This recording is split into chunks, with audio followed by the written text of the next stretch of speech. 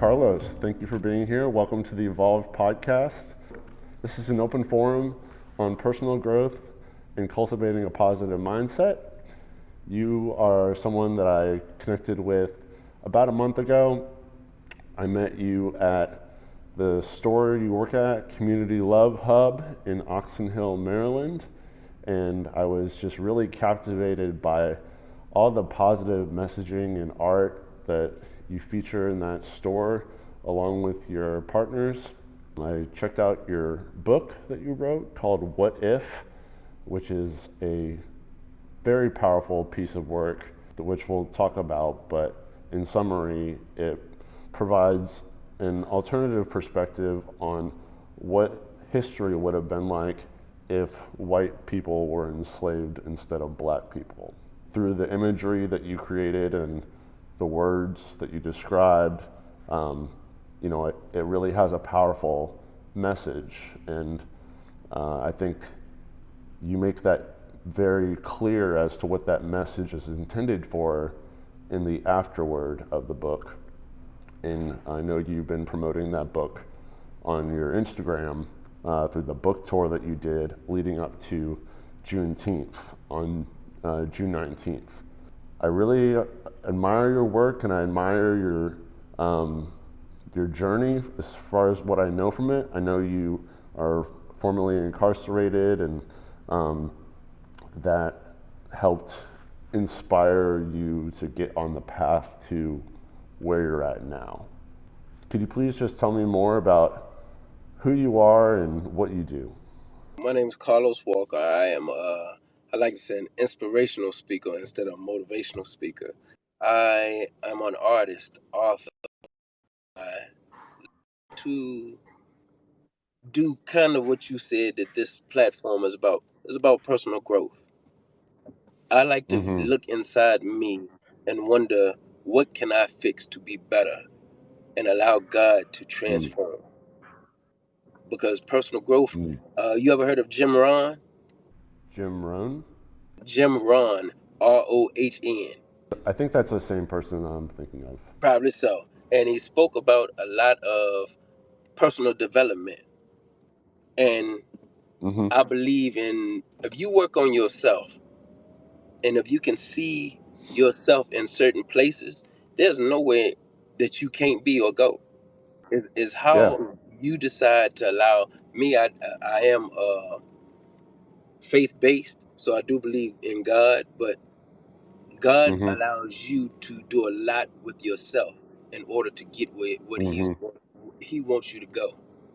And that's how I live Right. my life. Have you always been a believer since you were a kid, or is that something that developed over time? Since I was a kid, I've been drawing Hmm? there since I was 8 years old. Tell me a little bit about your childhood. I know you grew up, you said in Madison, Virginia, is that correct? Halifax. Halifax, excuse me. Um, is that where you were born and raised? Yeah, born and raised. I grew up in a little small, I guess you could say, rural place. It wasn't even Mm-hmm. a town. It was just like just in the country. And I grew up around a bunch of. I had two types of people that I grew up. One was like the working side, but then the other side, they hustled. They sold drugs. And what Mm-hmm. I ended up gravitating towards was those that sold drugs, those that hustled. For Mm-hmm. some strange reason, I took a liking to who they were, their mentality. Yeah, And the I other get that. guys, I kind of fell away from them. Still dealt with them, but it was different. One of the Mm-hmm. young men that I grew up with, he was poor. I would like to say no running water, that type of poor. Yeah. And it was to me, but they were happy, but they hustled. They knew how to get down and get everything that they wanted, no matter what. And it was Mm-hmm. different. And Yeah. that's where I learned how to hustle was from that young man. And from there, my entire life just went into a whole different, I guess I say, stratosphere, where I started trying to get my own money, trying to do certain things. At the age of Mm-hmm. 14, I started selling weed, but at the age of 16, I started selling crack cocaine. Mm. Is that what got you sent to prison? Yes. That's what Okay. got me 20. It was 20 years in the federal sentence, my federal sentence, and then 3 years for eluding the police. And the police said that they charged me with attempted capital murder on 4 police officers, and dropped it. The judge dropped it down to assault on 4 police officers, and they Mm. gave me 3 years, 6 months apiece for each officer, and a year for the eluding. So I ended up with 23 years. Wow.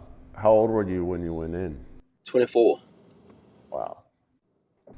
Yeah, I mean, I understand like that lifestyle as far as like hustling and selling drugs, like especially if that's what you grow up around, like that can be really attractive to a young person. You know, 24 years old is still very young, you know, in the grand scheme of things. And, you know, you're forming your identity at that time and really trying to make your, you know, your place in the world, figure out who you want to be and what you want to do. And, um, you know, I understand that, you know, that type of lifestyle was probably very attractive for those reasons. And I'm sorry to hear that it ended that way, but we of course know that that's not the end of the story. That's just the beginning. Tell me about your time in prison, if you want to speak to that. Like, how did you go from that lifestyle to the lifestyle you're living now? Sitting in prison, it was kind of, I dealt with a lot of emotions. Yeah. I used to smoke a bunch of weed before I went to prison. But while I Mm-hmm. was in prison, I didn't smoke or drink or do nothing. So I dealt with a lot of emotions, and I learned to deal with them. I learned to live in my emotions without trying to cover them up or trying to do certain things, because I had elderly parents who used to come and visit me. So what I didn't want to do was smoke some weed. They piss test me and I lose my visitation. My parents couldn't come see me. Yeah. So I started just saying, you know what? I'm going to just truck this out. And doing it, I ran through a cycle of emotions, angry. I had lost all my money. I had over $87,000 worth of money and drugs that was gone. So for the first 6 months, I cried like a baby.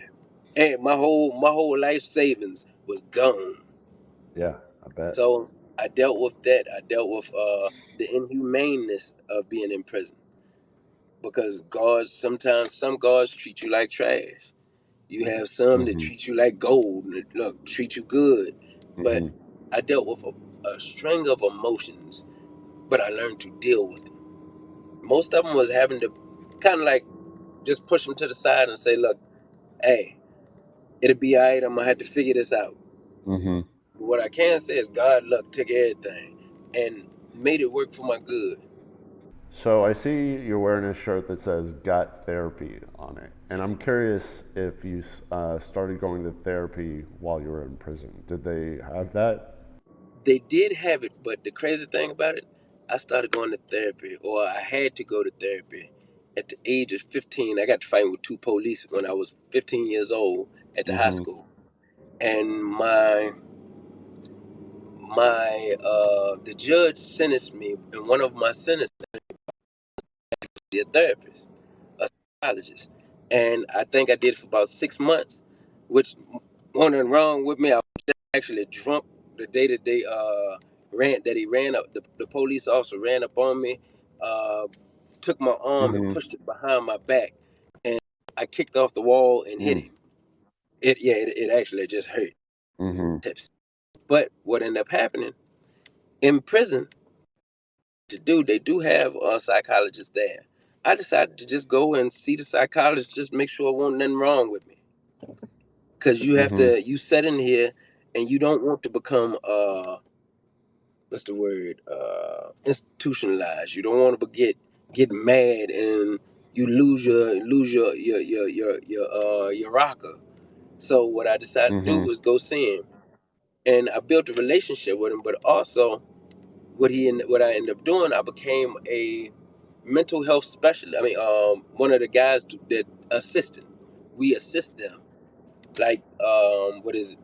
Suicide watch. I was on suicide. I helped them with suicide watch, and I helped walk people who need. This one guy who needed to take medicine.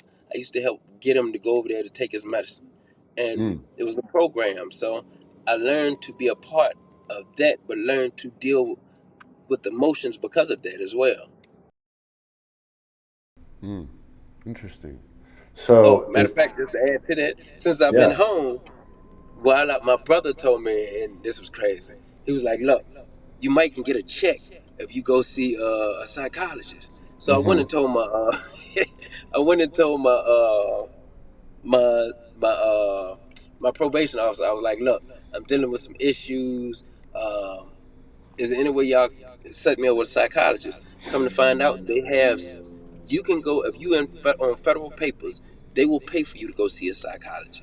You don't have to Mm, pay for it. So for anybody who may watch this later, if mm-hmm. you are dealing with some real issues and you need to see somebody and you're on federal papers, they will pay for you to go see a psychologist. So, who should you talk to about that? Your probation officer? Yep. Okay. And this is also how I got off probationary. Me seeing that lady, she knew there wasn't nothing wrong. She seen my progress. She seen me having art shows, doing everything. And what Mm-hmm. she decided to do, she wrote a letter to my probation officer and said, "Hey, I think he should get off probationary." And this Mm, is also how I got off probationary. awesome. Great work. So, yeah, you were working in the correction center, in the jail, being in service to other people, and I'm sure that really had a profound impact on you. Um, was that so? Was that part of like how you were able to deal with your emotions you were speaking to before about being in prison and um, coping with that? I guess you could say being a man, and you being a man, you know that pretty much all our lives, you may not have heard it, but Mm-hmm. it's like an unspoken thing. You can't cry. Don't Mm-hmm. deal with shut your emotions down. So in some forms, I used to shut them down, but in Mm-hmm. some forms, I had to deal with them. Yeah. And that came from me just being in there, not learning to cope instead of drown it with alcohol, drown it with weed or something to Right. that nature. I just basically learn to deal with them.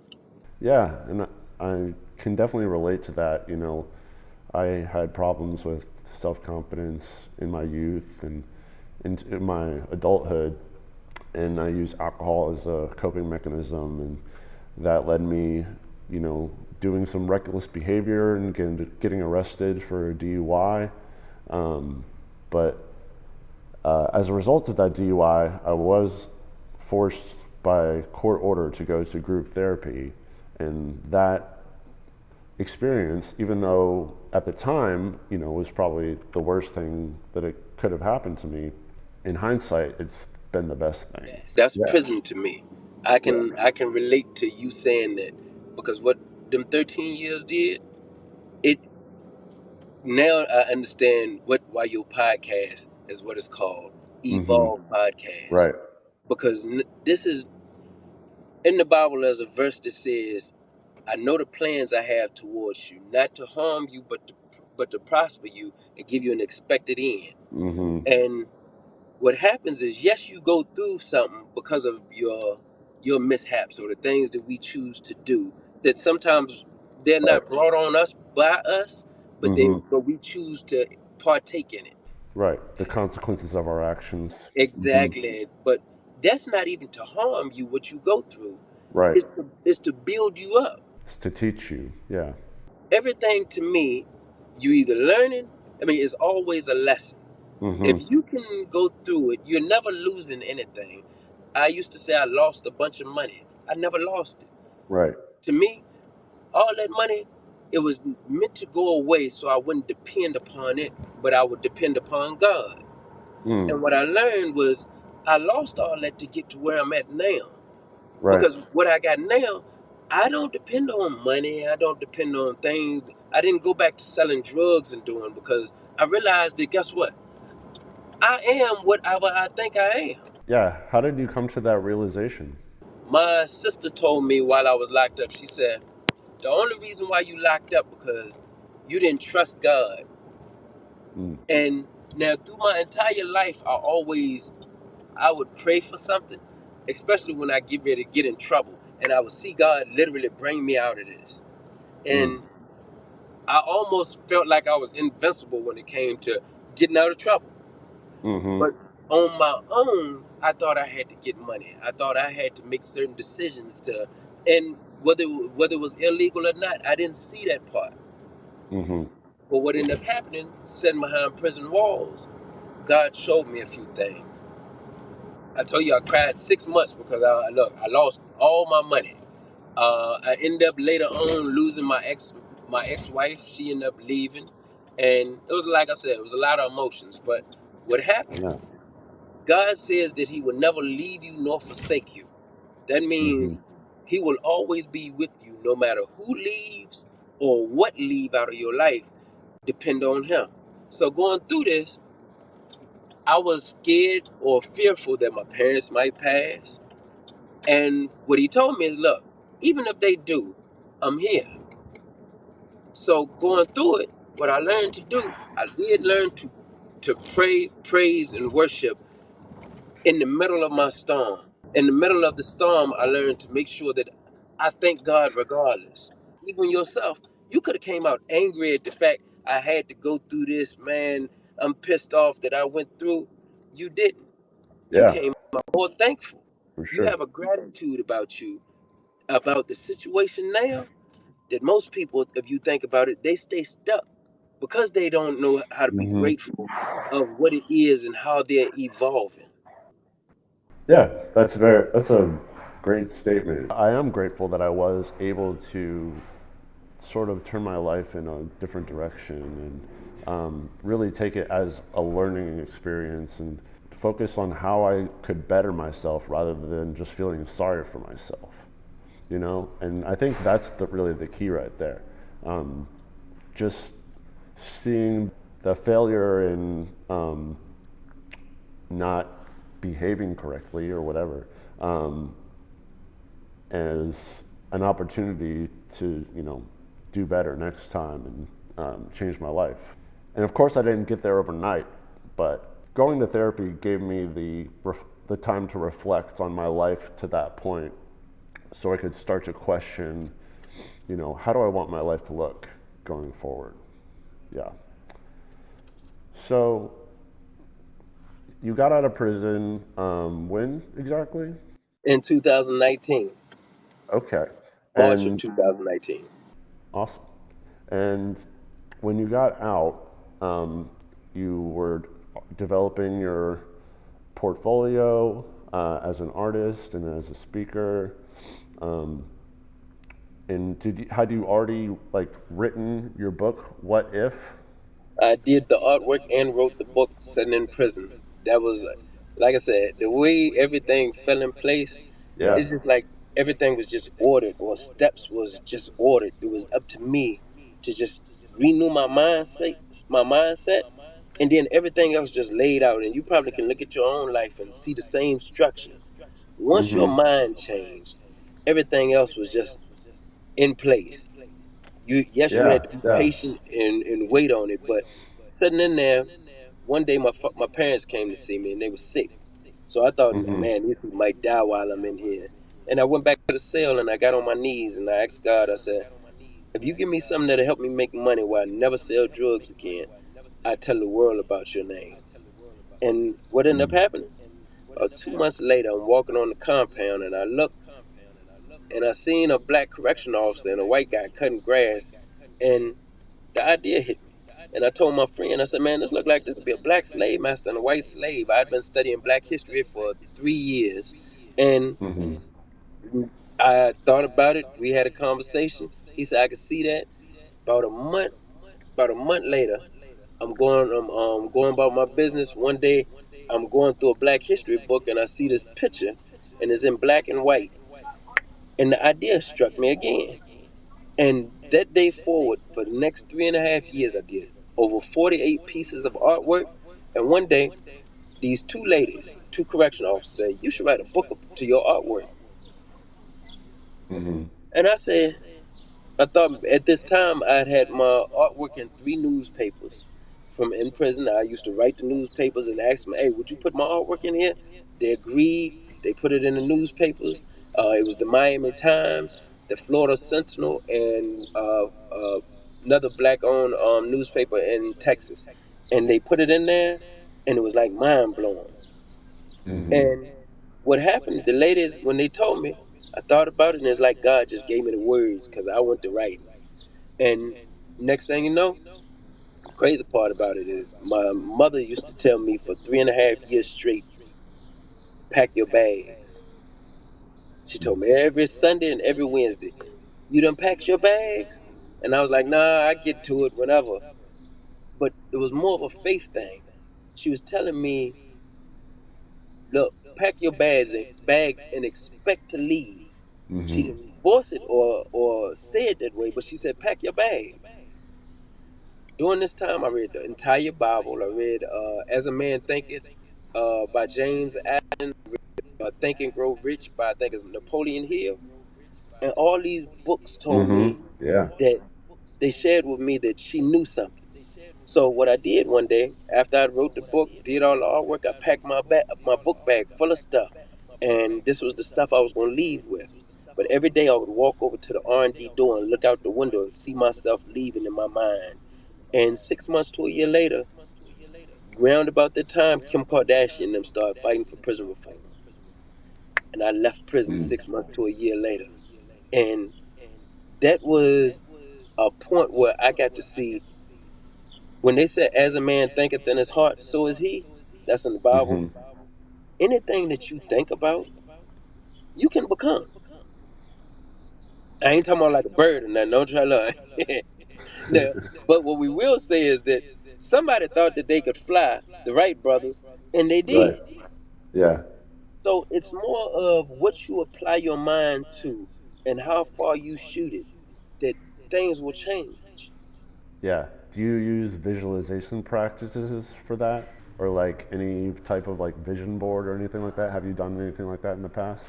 I did just buy a whiteboard to for Okay. as a vision board, but Nice. see, now the crazy thing about it, there's another Bible verse. I'm gonna use a few Bible verses throughout our conversation. All There's a good. verse that says, "Write the vision and make it plain, so he Mm-hmm. who sees it will take it and run with it."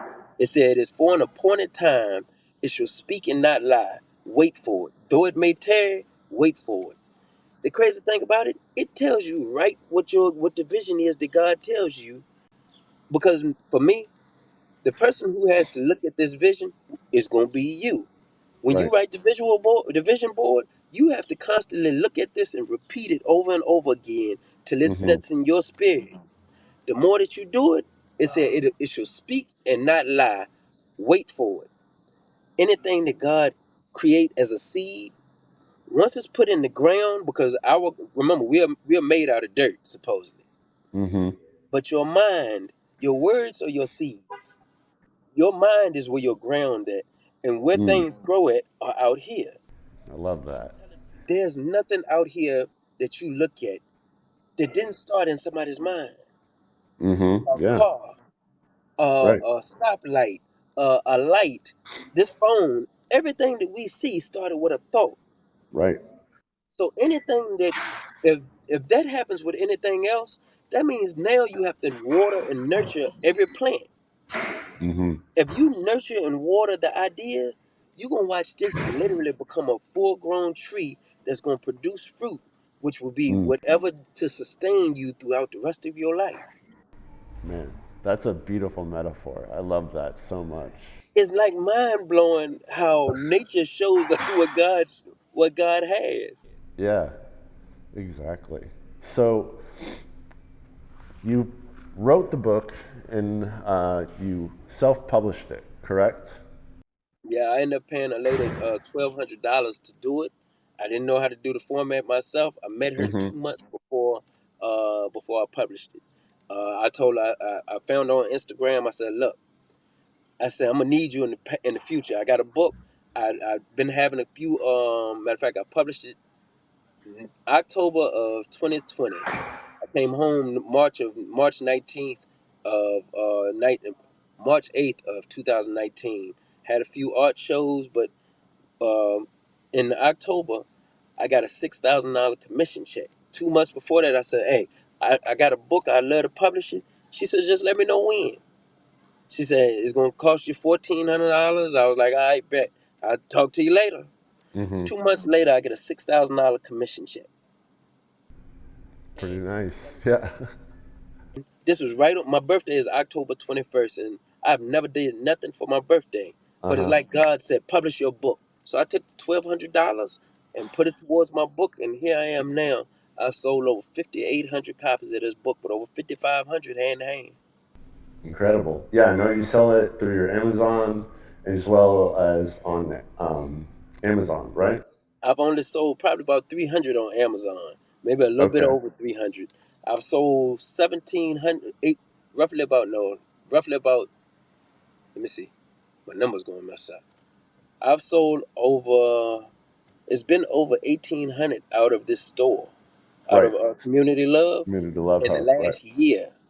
But I've Wow. sold a little less than 4,000 over at the African American Museum, where I go every day. That's where I'm just technically just coming from. That's the Uh-huh. reason why I was a little late too.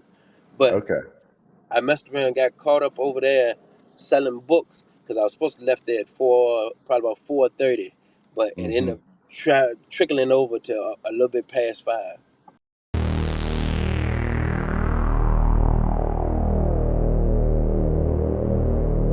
Thanks for watching Evolve Podcast. This episode is brought to you by our sponsors. Evolve Goods was founded on the ethos that this podcast was started on, pursuing personal growth with a positive mindset. Our clothing are a reflection of that. Our first line, the Standard, which launched earlier this year, is now available on our website, evolvegoods.co. And we will be launching our second line this summer called Soak It Up. So follow us on Instagram at evolvegoods.co and check out our website for more clothing drops coming soon. This podcast is also sponsored by True Nutrition. Use Evolve Podcast to get 5% off all True Nutrition supplements. I'm personally a fan of their soy isolate vegan protein powder, available in a variety of flavors and strengths from light to heavy. They also have non-vegan protein powders if that's not your thing. I recommend the cookies and cream flavor in heavy strength, and I add it to waffles, oatmeal, and protein shakes. They're delicious. Check out their wide range of supplements at affordable prices that are third-party tested and verified for content quality. They are able to provide such great prices because their supplements come direct from the manufacturer without any marketing gimmicks or fancy labels. Visit truenutrition.com to supplement your workouts and nutrition. Use code EVOLVEPODCAST to get 10% off all weight train and Athleticity gym gear and apparel. No matter what you need for your workouts, they have the gear to help you get it done. They have great clothes for the gym wear, for men and women. Visit weighttrain.com for all your gym gear needs. Last is not dead yet. Use code EVOLVEPODCAST to get 15% off all clothing and accessories. The goat shorts and shirts are some of the most comfortable clothing I've ever worn, and they have the coolest designs. However, their drops are only available in limited quantities, so get your favorites while you can, and be on the lookout for other drops you're stoked on. Visit notdeadyet.com for clothing to remind the world you are not dead yet. Now, back to the show.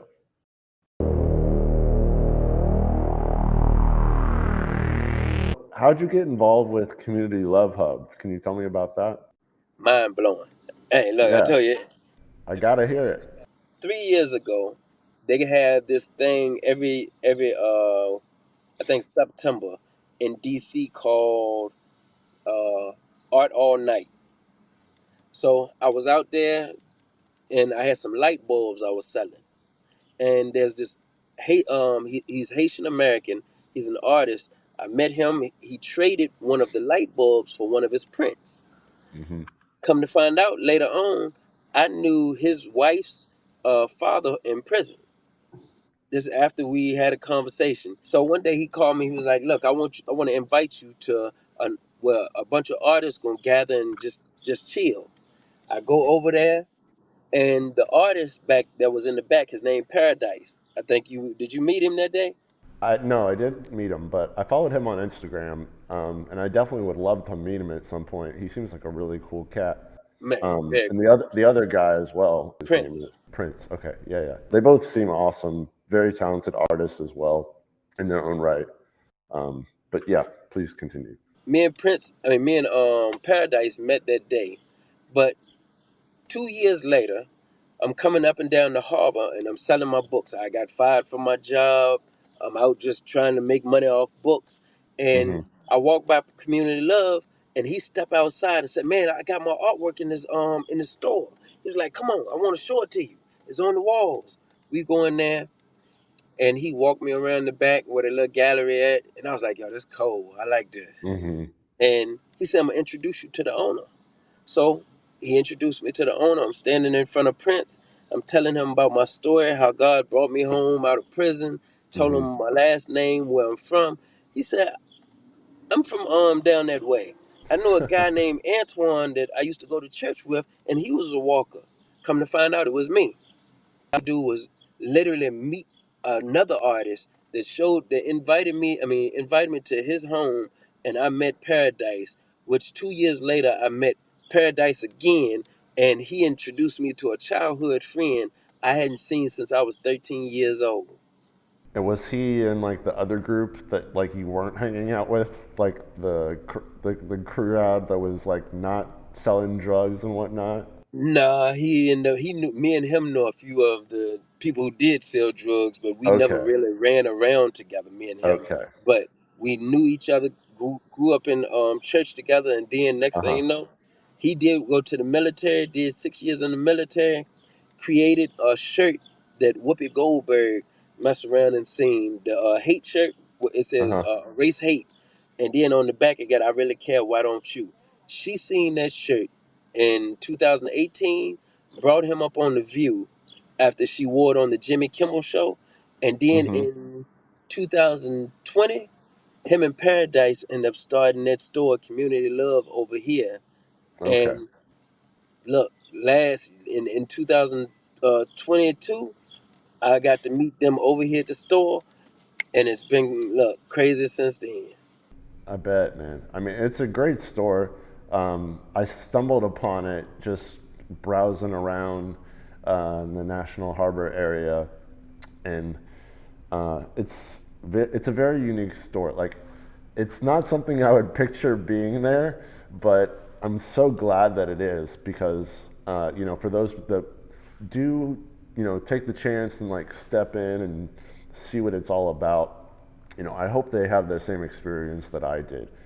Just because like there's really cool like artwork, on the walls from Prince, as well as I know you got some in there too.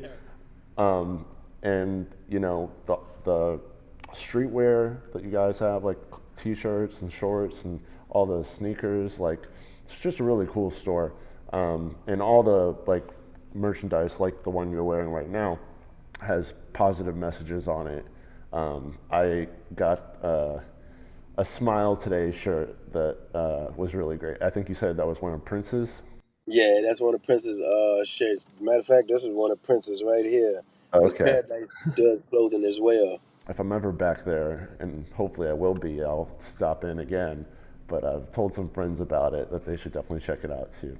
I saw that there's also a Community Love in Norfolk. Do you know if that one's also affiliated with the y'all store? Yes. So It is. what that is Prince's.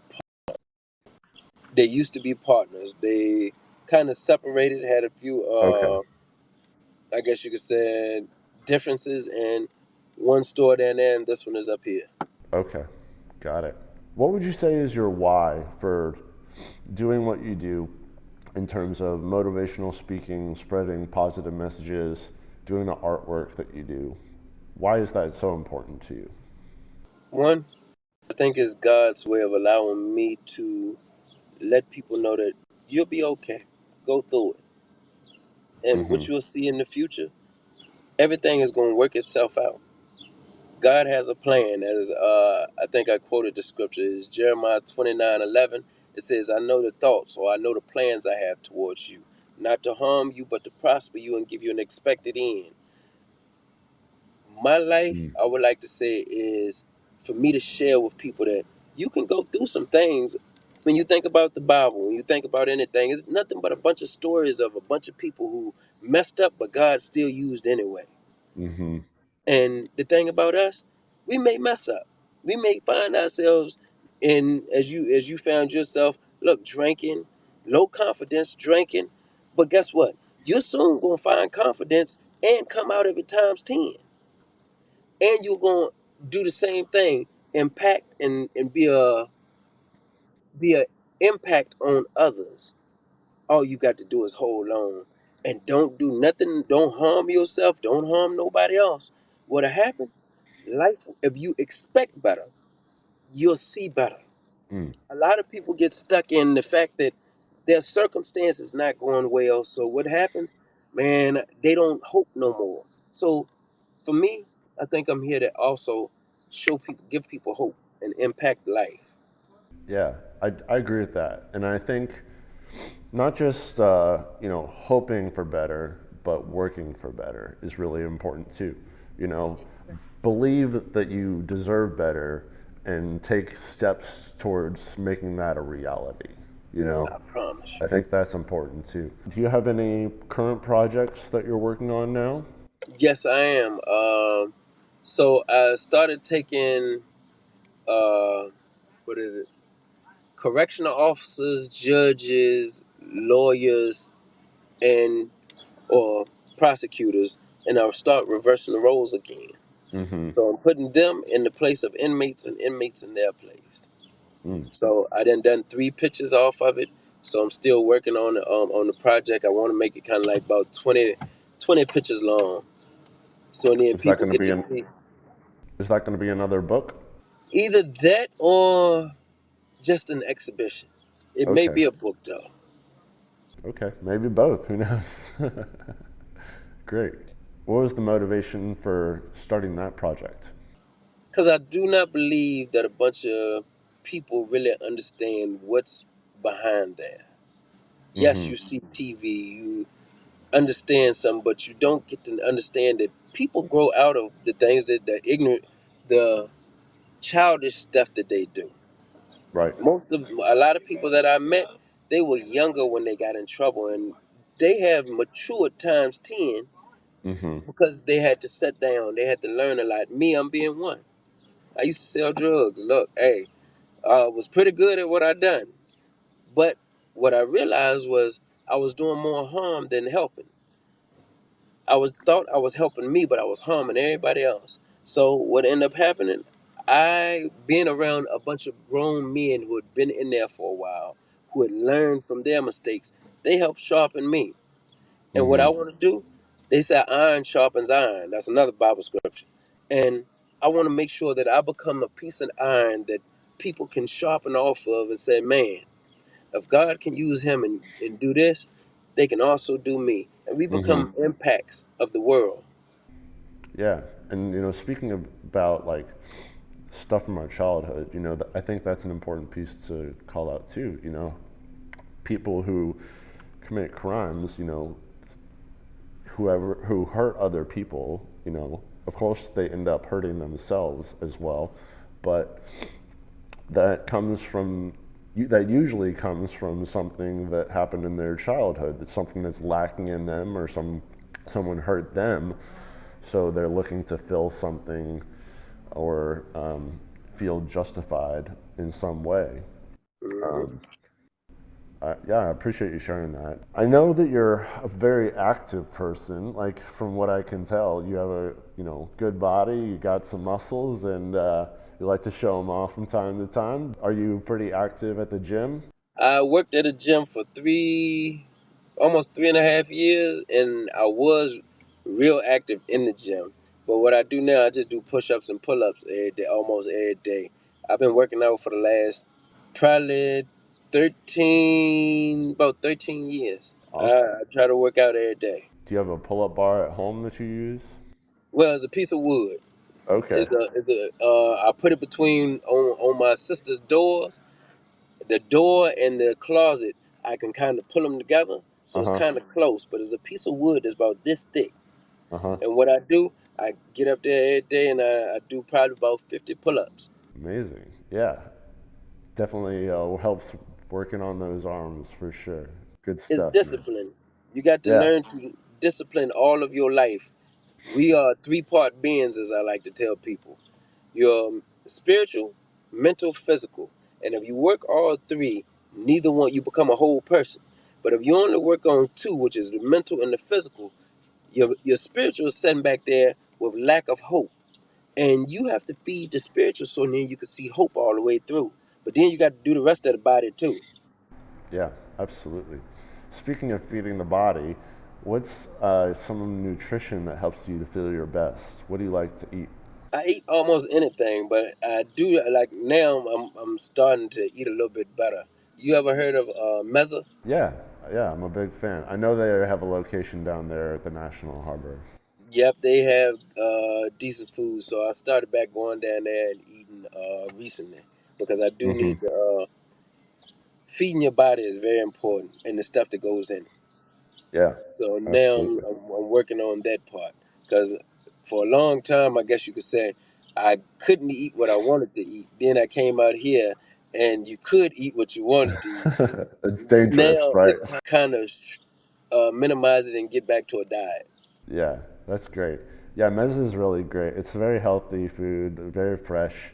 They are like a Mediterranean, build your own bowl type of thing.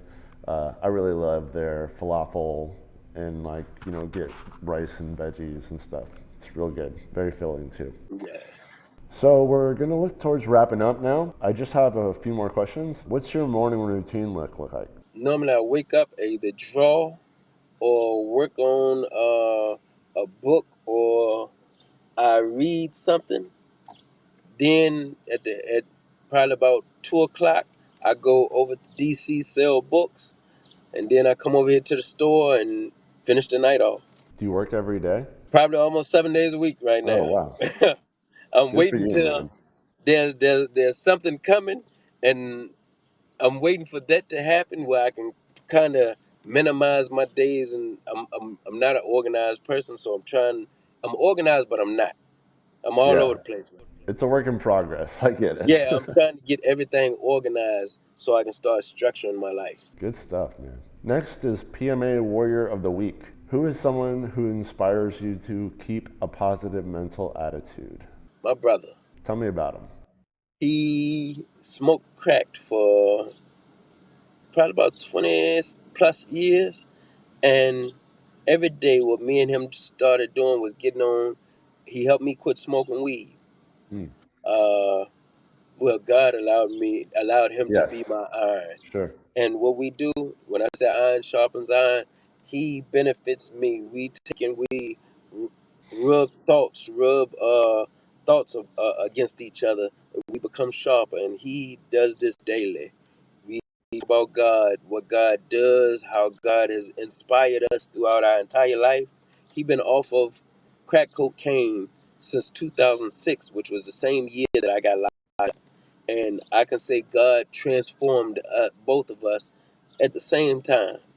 Tell me about your decision to quit smoking weed. I'm curious about that because I personally smoke weed. I think it is beneficial to me in some ways, but I know it can also affect your short-term memory, which is something that I struggle with, much to my wife's dismay, and I'm entertaining the idea of potentially quitting cannabis. How has your experience been since you quit smoking weed? Better. I can save more money. Look, That helps too. Yeah. I was going out and I was selling books, but I was watching all my money disappear. And I was Uh smoking huh. an eighth a day. Oh, okay. Yeah, that's a lot. This is a lot of weed, but Yeah. I smoked over $9,000 of weed in a year. Wow. There was three things that God told me in my spirit that I started speaking to myself in prison. I'm leaving prison this year. I said it 15 times a day for a year and a half. The world is going to see my artwork. I said it 15 times a day for a year and a half, and I am a millionaire. Last year, what ended up happening? I heard God said, "Look, I want to give you $1 million, but guess what you're doing? You're not being a good steward with the money that you have." And I was like, Mm-hmm. man, I was like, that's true. I couldn't keep money in my bank account. I Yeah. was paying all my bills, but I was getting high as gas. And I had to realize that in order for me to go to the next step, I had to put my little best friend down because I've been smoking. I smoked all the way up until I was from 11 to 24. Then I stopped for 13 years. And then after I got off probation, I started back smoking. Mm-hmm. And my little best friend was holding me down. He won't even trying to let me, he didn't want to see me get up. So what God said was, look, part two to that is you're going to be able to be influence a lot of people. You're going to have Yeah. influence. And if a bunch of young kids see you doing this, seeing as they see a bunch of other people do it, what separates you from everybody else? Mm-hmm. If they know that you quit and that you overcame this my little best friend who was trying to hold me down, Yeah. they'll also do it. Your influence is gonna be big. Mm-hmm. And if you can quit smoking, learn to deal with you as you did in prison, then this can't hinder you. You remember that saying, more money, more problems? Mm-hmm. Guess what? If I'm smoking an eighth a day here, when I get with no money, when I get $1 million, what am I gonna do? Smoke way more. Yeah. This becomes a problem. I was Right. drinking. I was drinking 5 to 10 of them little miniature bottles a day. Mm. And what God showed me was the same thing with the weed. You gonna kill yourself with $1 million. The money Yeah. might not go nowhere, but you gonna kill your liver and everything. So in order for me to give you what you asked for and what I told you, what I promised you, guess what you need to do? Tighten up. Mm-hmm. And I made the decision. I couldn't stop on my own. I promise you, I could. I was addicted. I have a very highly addictive nature. Anything that I do, I try to do it to the fullest. The only reason why I'm out here selling books like I am, I believe in it. Yeah. Look, For so sure. I go as hard as I can. Mm-hmm. But what I know is this: if if it's the same way with that, when money comes, I'm gonna go even harder. So he showed me what I needed to stop, and being that this is about personal development, I had to cry out to God in order for it to happen. And what Mm. ended up happening? I ended up stopping. And this was the best two things that I could have done was stop that, and then women was the other one. Look, oh God, I had a horrible time with women. Look, hey, Uh-huh. in my life, and this is not me bragging, this is me just being open and honest. Sure. I've slept with almost 200 women in my entire life. This is horrible. I mean, literally horrible when you think about all the women you hurt, Mm-hmm. because a lot of them want to experience and be in your life, but this is all you want because this is the way you feel. You feel loved. Yeah. I was looking at love being me sleeping. But Right. I'm taking away from something from them, and I had to realize, man, hey, I got to tighten up. Then I also thought about it. When money come, a bunch of them gonna come. You got to be able to control yourself. Uh-huh. And if you can Yeah. control your appetites now, there be, they won't be nothing later on, and you'll be a better influence on everybody. Because we're meant to sharpen everybody we get around. That resonates a lot with me because I quit drinking in 2019, which, again, one of the best decisions I've ever made. I got to a point in my life where I realized alcohol wasn't adding any value. So Your little it best was friend just was just holding taking me you back. down. Mm-hmm. Yeah, exactly. Like even if I had like a beer or two, I would be a lot more tired the next day and I wouldn't have like the energy or the motivation to go out for a run or a bike ride and like prioritize the active lifestyle that I really wanted that would help me to achieve my goals and be the person that I want to be. So I realized that had to go. Maybe I'm getting to that point with marijuana, It but sounds like still need to reflect on that. Yeah, it does feel that way for sure. one, you're talking about it. So for you to be thinking about it, Hmm. it's already weighing on your mind and on your spirit. Right. Now, what I do want to ask you, feed your spirit. Well, I used to be a lot more religious than I am now. Not Um, religious, because religious is one, relationship is a whole different thing. uh-huh. Yeah, well, I don't have a relationship with God currently. I do feed my spirit in different ways, like through mindfulness practices and I got you. meditation. I have a great relationship with my wife when it comes to how we're communicating. I got you. Um, that's like my higher power right now, like love of self and love of her and love of my community. Me and you, we just became brothers. One, we became brothers then, but we're brothers now. Oh yeah. And what I'm gonna do, I'm gonna make sure just listen to some of the stuff you don't, and allow it to feed your spirit, because your spirit is the biggest part of you. Mm-hmm. And if your spirit is weak, what happens?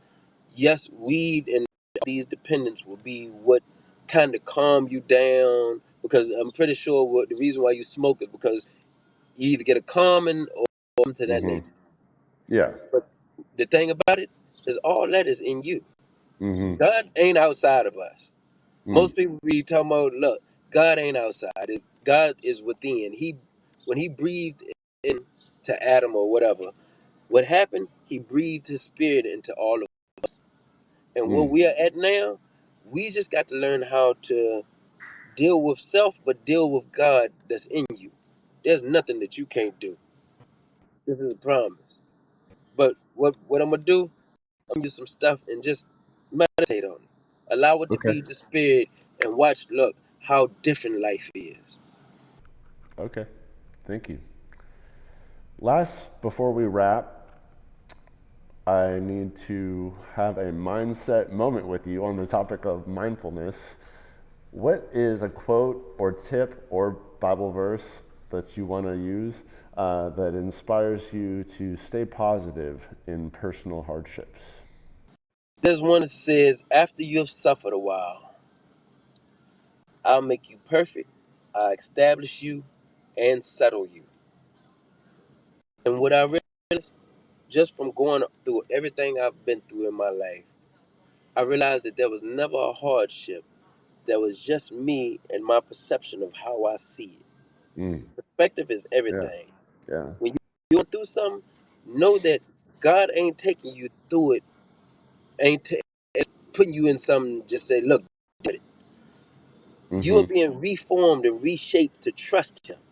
The Mm-hmm. reason why I went to prison, my sister told me, the only reason why you was there because you didn't know how to trust God. And I Mm. realized that to be true. Because once I learned how to trust Him, I came out of prison and I said to myself, I'm not going back to selling drugs.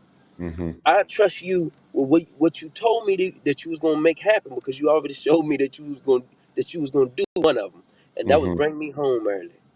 Look, Mm-hmm. once I seen that, I learned to Mm. reflect over my life, and see how God had been there the entire time through everything that I'd ever been through.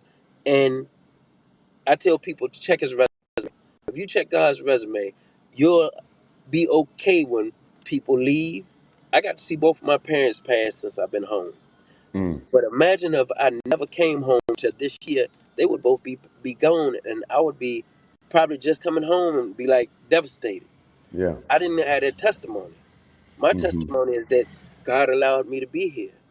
So Mm-hmm. what I do know, whenever I'm going through something, I also know that I'm coming out 10 times better. So for Mm. anybody who sees this, I encourage you to know this. There is a scripture that says, I'm gonna go back to it, Jeremiah 29:11. I know the thoughts that I have towards you, not to harm you, but to prosper you, give you an expected end. Hope for whatever it is that God's telling you. Whatever you go through, notice you're coming out 10 times better. Love it. Thanks, Carlos. So I know you have a few Instagrams right now, but Where should people connect with you if they want to follow along with you on your journey? Follow me on Walkers underscore Gallery 2 and Walkers underscore Gallery 3 because I Yeah. don't know what they might do with Walkers underscore Gallery 2 because they did me down somehow last week. And I think it was because of the book tour, to be honest. The Okay. crazy, Yeah. the crazy thing about it, I had never had that problem. And I tried to put up another one that Saturday. They shut that one down, and just so happened I was able to squeeze into my other one, and that Uh-huh. one came about. So, Okay. and then they finally gave the other one back. So Do you have a website as well? I'm building it now. So I will have it hopefully in the next month, and I'll be able to shoot it to you just in case if you want to send it to anybody. All right. Sweet. Thank you And so the digital much. book, if you want to, look, share everybody.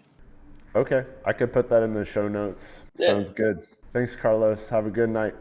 you too, and thank you, man. Blessings, and me and you will be building from here forward. Absolutely. Bless Love to you, you as man. well. Take care. Thanks for watching Evolved Podcast. Follow at evolvedpodcast.co on Instagram for weekly updates. Subscribe to Evolve Podcast on YouTube, Spotify, and Apple Podcasts, and like your favorite episodes. Production and editing by Joe Fitzpatrick.